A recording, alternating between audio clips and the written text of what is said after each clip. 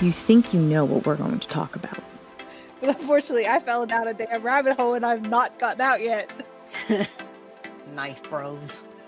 I literally Googled Sebastian Stan hands. But just when you least expect it, we changed the game. Well, yeah, because like usually in astrology, they would partner up air signs with fire signs. All right, you can huggle. Time travel stories, and At the end of the day, only one thing matters. We decide. Well, we should make it a topic. Unfortunately, I didn't take German in school. I took Spanish and I don't remember any of it. Three Fates Decide podcast. Hello, everyone, and welcome back to Three Fates Decide. My name is Mary, and I'm with my two co-hosts, Sam and Liz. Say hi, ladies.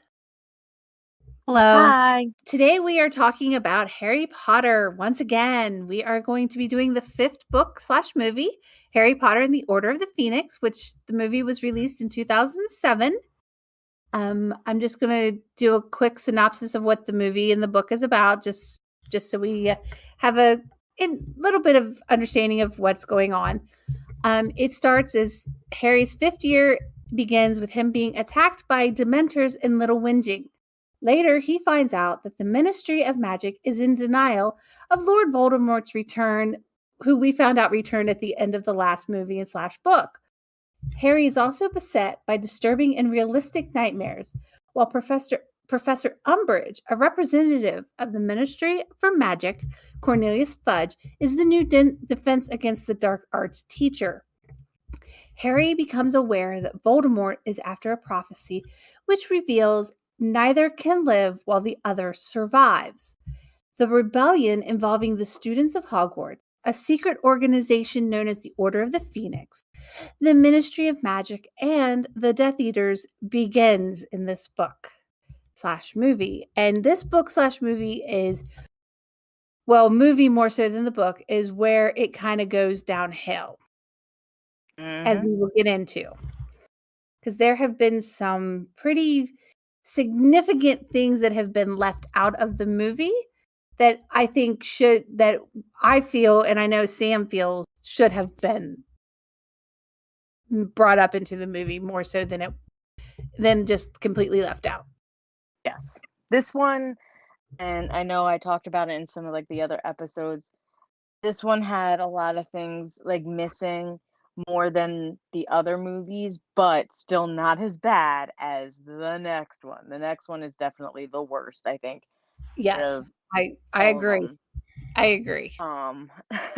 But this one, I actually just watched this movie again the other day because they had like a Harry Potter marathon on. Mm-hmm.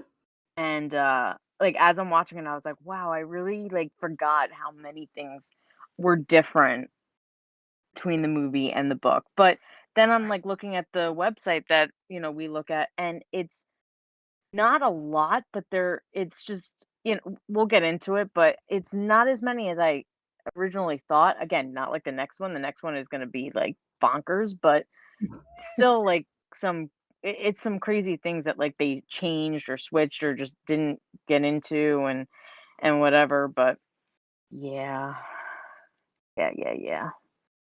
This one is like the first, like really this one and the next one are the two worst book to movie adaptations in terms of changing things. But this one's definitely better than the next one. Yes. This book was published in June of 2003, and it was 766 pages, which is like holy moly. I know. But yet the other books are still bigger. I know. But it's like you see that number and you're like, wow. And it's like, I've read that like with no problem. Yeah. I remember buying this book when I was visiting my aunt and uncle in Maryland. And I got home at 3:00 in the afternoon. I read it in 12 hours. I read the entire book in 12 hours. It's impressive. Yeah. Yeah, that reminds me of my current obsession with reading something else. But yeah, I know I get I get that passion. I get it. Yeah. That I mean, granted, this is not the only book that I've ever, like, spent an entire day/night reading, but Right. it's one of the few. I just couldn't Yeah. put it down. And I love that. Like, I love when that happens. Like, even though it's not nearly as big as like the Harry Potter books, but like the like Hunger Games, I read the Yeah, first book eh, so quickly. I just couldn't put it down. Every time like I had to for one reason or another, I couldn't wait to pick it up again. yeah, I So, was the like I same way. love when that happens. Um, okay, so let's go into the differences. Like I said, I was actually shocked looking at this website that it wasn't more than this, but some things were actually, like I was actually kind of shocked. They left some things out and whatever. But okay, so just gonna go ahead and read all of them. We can kind of go into each of them if we need to. So the first thing is that Quidditch is not shown at all during the movie, but For Quidditch is shame. actually right. It's actually a Mhm. rather big part of the book. Ron is actually becomes the keeper in this book, Mhm. and a character Angelina Johnson becomes the captain. Harry and George are actually banned from playing Quidditch by Umbridge because they attacked Malfoy after being provoked because he insulted their mother. And Fred also banned because he was going to punch Malfoy but was held back. Ginny becomes Seeker after Harry gets banned. And it's important because Fred and this is be I'm sorry, this becomes important to Fred and George because this is yet another reason to leave Hogwarts. Which, if you haven't seen it, I don't think we did. Spoiler alert, by the way. So, spoiler alert. But Fred and George basically run away from Hogwarts and like drop out. Basically, their last year. Mhm. Yeah. So like, Fred and George both get banned, and then Harry gets banned. Quidditch, which is how Ron and Ginny both get on the team. Basically, the film opens up with Harry at a park when his cousin comes and like kind of bullies him or whatever. But in the book, it's actually like before that. Right.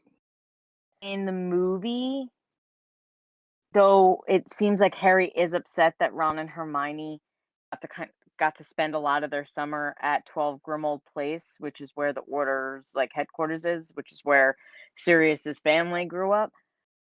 He was very, very calm about it and kind of like got over it quickly. But in the book, Harry was mad, so Mhm. mad because and I think a really big thing about this book is Harry was kind of feeling very abandoned throughout this entire book.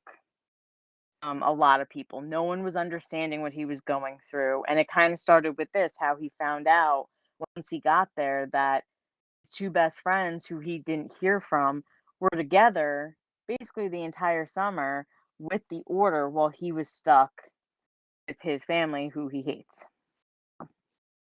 And who doesn't really and who they really don't They like don't like him him, either. right? So abandonment is a huge topic of this book for Harry.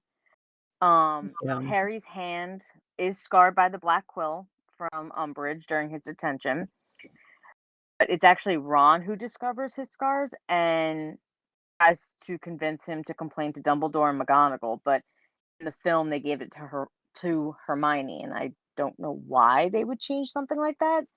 Guess, yeah, to me, it doesn't really make sense, but Yeah, I mean, yeah, to your point, it seems like the movies seem to be making Ron almost like a dumber character than he really is.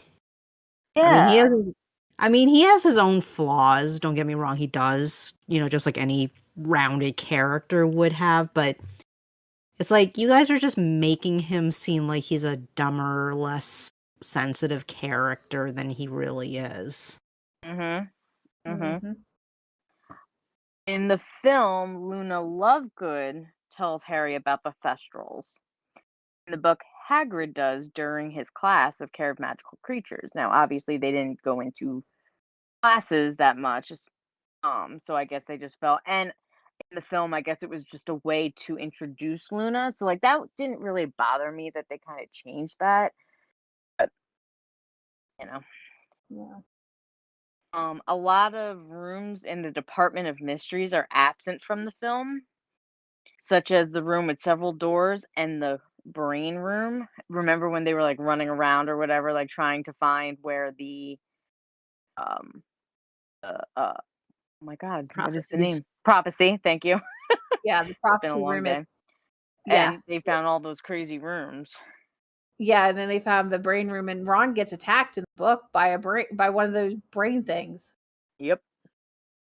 And That was bizarre. that wasn't in the movies. I was really hoping that would have been, because that would have. I was kind of interested to see what they would have done with that. I'm kind of mad they didn't do it. Yeah. Right? That would have been actually pretty cool. Yeah. In the book, during Dumbledore's duel with Voldemort, Dumbledore actually transfigures statues, and Fawkes actually appears to help him. In the film, doesn't happen. In the film, Snape's worst memory is a much shorter version of what the memory actually is. You actually learn about Lily and Snape a little bit in his memory in the book. Completely left out Lily in the movie. They said Lily who? Exactly. Which I think So that's why it why doesn't make sense in the last in the last book or the last couple of movies. right. It Like made no sense right. if Like you didn't read the book. he was in love with her, but you know, you find that all out, but it's like you kind of learn like obviously she was someone special to him at the time. Yeah. Yeah. Just but a lot of Harry's visions, such as former ministry employee who kind of became a Death Eater, Augustus Rookwood, told Voldemort how to access the Department of Mysteries, which is how Harry learns how to access the Department of Mysteries. It's not in the film. It's like you think about it, the Department of Mysteries is like, you know, very secluded, like a secret place. You know, you have to have like special knowledge to get in there. And in the movie, they just take an elevator. Like anyone Yeah. can just Well, Joe it's kinda Schmo like can the just walk in. right. It's like the Department of Mysteries in the book is like the CIA in the United States. It's full of secrets and nobody knows anything about it except for the people that work there. In the book, at the end, Harry is so upset by Sirius's death that he actually destroys Dumbledore's office. It's also because he was mad at Dumbledore. It was mostly Yeah. because of Sirius's death. Doesn't happen. The film, Yeah. Yeah, he was way too calm in this film compared yes. to the book. Yeah, compared to like how he is in the book. I Like, mean, in the book, he is you an angry teenager. yeah, right, who's dealing with like abandonment issues from everybody and loses Exactly. really the only family he has. Poor Harry. Well, Poor Harry. yeah, he loses. Well, he lost the last connection to his parents. Right. For But he was Sirius. also his godfather. That was like the only like true Yeah. family. I mean, obviously he has an aunt and uncle, but they don't count. They don't count because they're assholes. Yes. We don't like them. We know. So in the book, a character Moretta Edgecombe, who is Cho Chang's best friend, the one that actually snitches on Dumbledore's army. In the film, they blame it on Cho Chang, saying that she was under the influence of Veritaserum, but it was actually her best friend, Marietta Edgecombe, who was actually part of Dumbledore's army because Yeah. Cho Chang kind of made her come because Cho Chang had a Crush on Harry. Yes, and I'll never forget. She had snitch written in boils across her face Mm-hmm. in the book. Yes, in the book. You are correct. I wanted to see that in the movie too. In the book, before Dumbledore like disappears from his office when like Umbridge goes to like get him, like arrest him or whatever, Dumbledore actually has a quick duel with Fudge and the Aurors that are there before he leaves the school. In the film, just runs around to the other side of his desk and then disappears. Anticlimactic. Yeah. Harry and Cho Chang actually go on a date in the book. Do not in the film. They just kiss under mistletoe. It's really the only thing that happens. And like I think they were walking together at one point, but like other than that, like they really did nothing. Right. Harry has an interview with Rita Skeeter at one point in the book that's omitted, which that's not a big deal. Ron and Hermione become prefects in this book, which is like a very high, like, Harry was actually very jealous that he did not get chosen. If I recall, Ron was very surprised that he got chosen because he doesn't have the best grades and stuff. But again, that whole abandonment thing, like Dumbledore kind of was ignoring, well, not kind of, but was like ignoring Harry the entire year. And this all kind of wraps around that again. He isn't a prefect. He was left home instead of being with the order. He didn't even know about the order. Yeah, it's crazy. So after Harry sees Snape's worst memory, he actually uses Umbridge's office to talk to Sirius and Lupin about his disapproval of James' behavior, but the scene is omitted from the film. So he was actually very disappointed in his dad about how he treated Snape. They completely disregard that. In the beginning, after Harry in the film, Harry gets one howler from the school basically saying that he was expelled. In the book, he gets many sent to the house that he was expelled. Which again, that's not a big deal, but No. something that we talked about with last book is spew. Hermione's obsession with spew and trying to set free the house elves. You kind of learn that there are house elves that actually don't mind being house elves and they don't want to be free. All of that's omitted, which makes sense because they didn't talk about it in the last book, so why bring it up now? That would just be confusing. Right. When Fred and George leave the school in the book, there are giant chains attached to their brooms. There's no chains in the film. I don't remember what the chains were connected to, though. Weren't they connected to the wall? They had basically chained their brooms to like either in a no, wasn't it? Maybe it was a closet. Something like that. Yeah. I kind of vaguely remember that. All Like a scenes, wall or a closet or something. yeah, I don't remember. Yeah. All scenes that take place in St. Mungo's Hospital for Magical Maladies and Injuries are cut out. We kind of talked about this last book. So when Mr. Weasley gets hurt, he gets attacked by Snake. He's actually in the hospital. Nagini, yes. He's actually in the hospital. And Harry, Ron, and Hermione go to visit him, and that's when they see Neville with his grandmother, who they're going to go see Neville's parents, who are still alive. They are in the hospital because they were tortured to insanity, basically. And that's when you learn about that. You learn a lot more about Neville and his whole thing in this book that they completely just like disregarded, and it still ticks me off. I'm sorry. No, yeah. I mean, because like, not giving Neville like more moments to shine just makes it very confusing, like why it's such a big deal, and what happens in the final book. So it's like, what? What's the deal here? It comes like out of nowhere. So Yeah. All but one of the owls are cut the movie.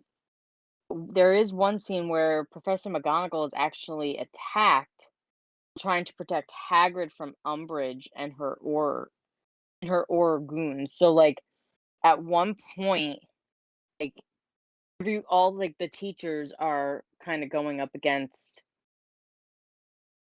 Umbridge, and McGonagall and Hagrid are kind of attacking back, and I think that's when again the students kind of realize, oh my god, like now we're alone, like we have nobody because all the good teachers are gone. It's crazy. Umbridge was crazy. Yes, Say Umbridge was was crazy, horrible. but which brings me to my next point. She's actually worse in the book than she is in the film. Now, not to displace anything about the actress that played her, she did a wonderful job, but Umbridge is much softer in the film than in the book. And one way that you can tell this is in the book when Harry and Hermione are with her going into the forest, she makes them walk ahead of her because she's part of the ministry and she in her eyes she's more important. Her life is more important than theirs. But in the book when the centaurs appear, she actually steps in front of them almost like to shield them, to protect them. That doesn't happen in the book. As far as she's concerned, the two of them could just die and she'd be fine. And then the last thing that they have is that there's actually a part where there's actually information that Umbridge is the one who sent the Dementors that attacked Harry and Dudley at the very beginning of the film, and it's omitted from the film. From the book and the movie, but in the film they completely take that out. So Umbridge sent the Dementors. That's how crazy she is. They don't even go into that in the film. It's annoying how ruthless Mhm. she really was. I know. And that's it. And this one had, I thought, more changes that I don't think needed to be changed as opposed to like the other movies. Like in the other movies, it was, they changed something and I was like, okay, like it's not that big of a deal or whatever. Even if there were more changes than in this one, I felt this one had more changes that didn't need to be made.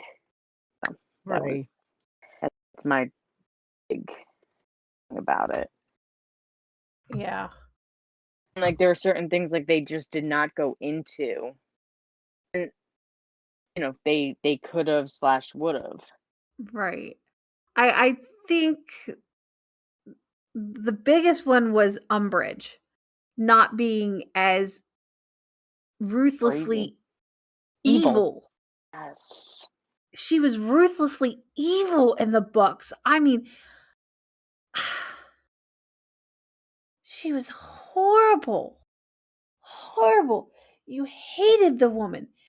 And in the movies, I mean, while I still hated her, you almost could feel sorry for her. Yeah. You know? And I mean, and like you said, it's nothing against the actress who played her because the actress was phenomenal. But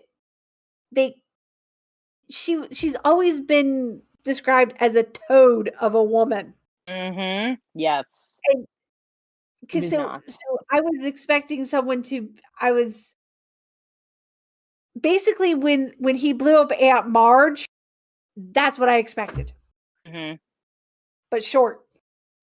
Basically short, fat, fat. And I mean yeah, she was dressed in pink, but I expected a more shocking pink on her, really. I don't know. I think Umbridge was my biggest pet peeve through the movie. Yeah, that she's not evil enough. Basically, and the fact that and I have nothing against Michael Gambon who played Dumbledore, who took over from Richard Harris, but after Richard Harris died. But Richard Harris was like the absolute epitome perfect Dumbledore. And Michael Gambon's Dumbledore, it did not mesh with the books at all. Mm-hmm. because Dumbledore is a very calm person in the books, for the most part. Yeah, And he he was, has a couple of moments, but yeah, and he's fairly calm. Obviously, Richard Harris played him to perfection. He was very calm, cool, collected. You really didn't know what he was thinking till till you were supposed to. And then Michael Gambon, he's just like fucking crazy. Mhm. It's just like, dude, no. No, you're Dumbledore. No, dial it back a little bit, buddy. It's like, dial that down about like 6 million. Dial it down.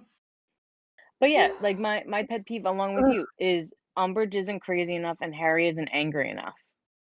Yeah, that was the It's other like one. they took emotion and like they like lowered it.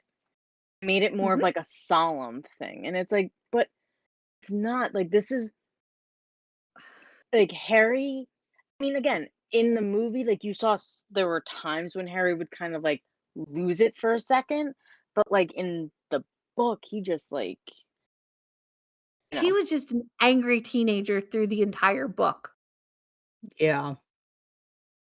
Well, also it's implied that some of Voldemort is actually leeching into him as well, emotionally speaking, which again would fit with what happened in the previous book, which is that like they used Harry's blood to partially recreate a body for Voldemort's. On top of the fact that, there's that big reveal later Yeah, about their connection with each other. So it just adds to, you know, that the idea that like Voldemort's emotional state is also leaching into Harry. So it's like mhm. some of the anger is genuinely Harry's anger, but then some of it could also be Voldemort projecting his own frustrations into Harry, subconsciously. right. And that's true, but it just doesn't come through at all in this movie. It Right. Mhm. just Right. Which is like what yeah, yeah, sorry, that was what I was trying to get at, is that like right, that's what was supposed to happen in the movie, which we did get in the book, but we don't get that here. So it's like, right. what's Yeah. with this? Because I Right. mean, besides, I mean, obviously they're teenagers, so obviously puberty at 15, you've got tons of hormones running through your body. So it's not unusual for I remember being 15 myself and I was angry. I was very angry. But Harry's anger is, at least in the book, is because of the feelings of abandonment, the feelings that nobody cares about him. He's been stuck for an entire summer with a family that hates him and he hates them. He's torment I mean his cousin just like torments him to no end. And then nobody has sent him any letters. They just don't care about him. That's the way he feels. And then of course then you find out that there's a connection between he's actually with because you do find out in the book, if I remember correctly, that you do find out that the nightmares that Harry has is actually he's in Voldemort's body at that point. Kind of like, you know what I mean? Like the connection is there between the two. And that's Right. isn't this when he has to, cuz didn't they start doing or was that in the 5th book?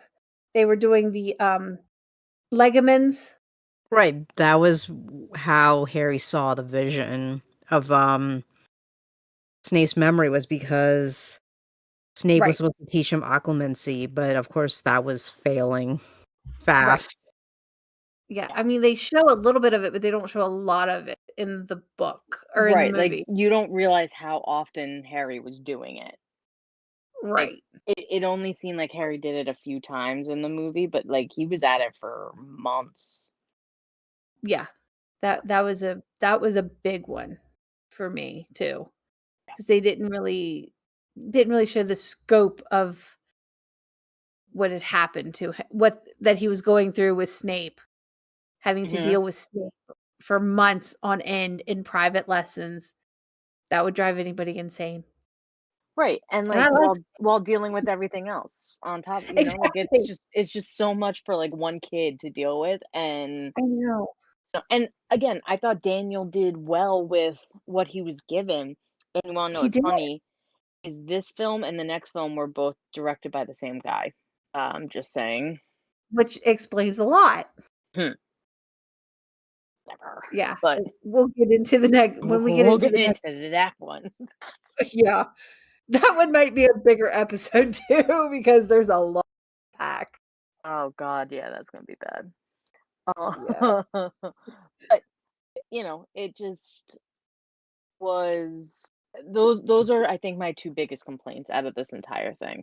I mean, yes, there were other things that they just completely missed, but a lot of it is linked to those two things. Again, not you really don't understand how demented Umbridge was. Not only was she demented, but she was like completely obsessed with Fudge. Completely Mhm. obsessed with Fudge. Like you would have thought Yes. like she was like madly in love with him. She might have been. Um I think she probably was.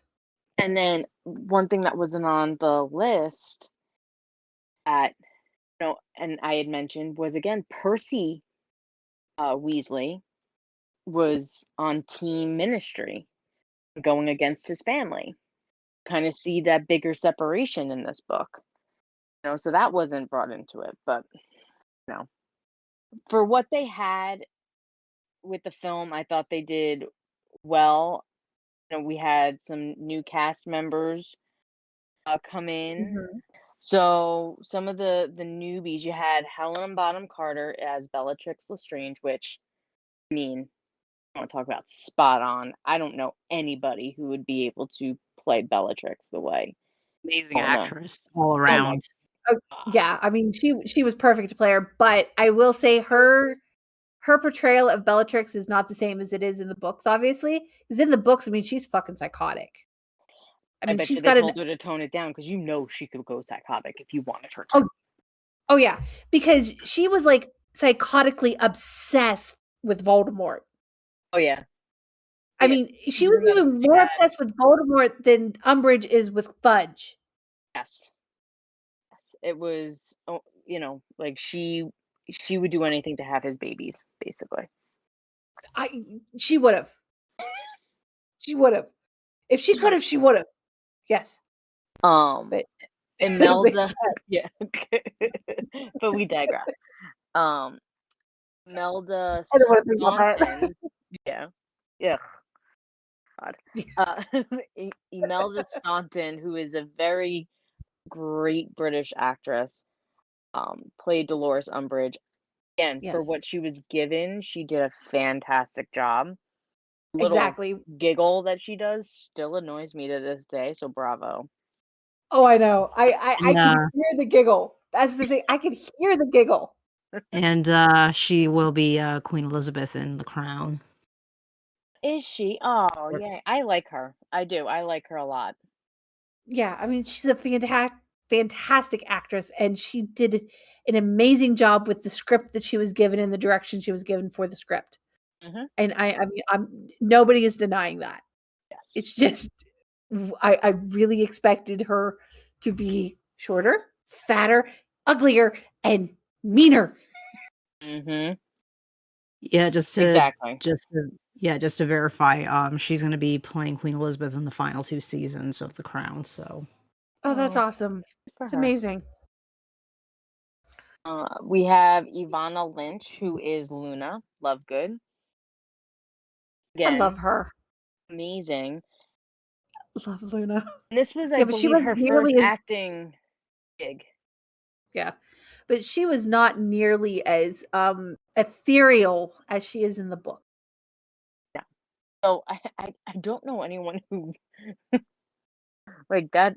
Luna was a different kind of crazy. Luna was. Yes. But but once again, for with what she was given, she was great. Um, someone Oh. who will have a bigger part later is Creature, the house elf, who's played voice is Timothy Bateson. Uh, didn't have as big of a impact in this book. It was more kind of like an introduction where he serves the House of Black, but he hates. He basically agrees with his Former master, mistress. right? That mudbloods and half breeds and all that are bad, and basically the Dark And Lord Sirius, is a yes, traitor. and Sirius was a blood traitor.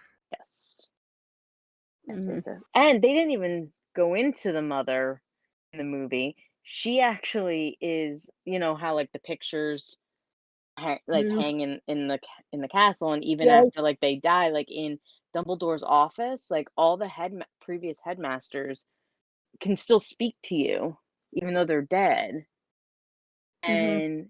And in the House of Black at 12 Grimold Place. Emerald Place, painting is there, and they actually have to keep it covered because if you make any like crazy noise or anything, she starts screaming at the top of her lungs. I know. And she magically stuck herself permanently to the wall. Yes, so they can't get her off. I know. You have to like smash down the wall or something to get rid of it. I think so.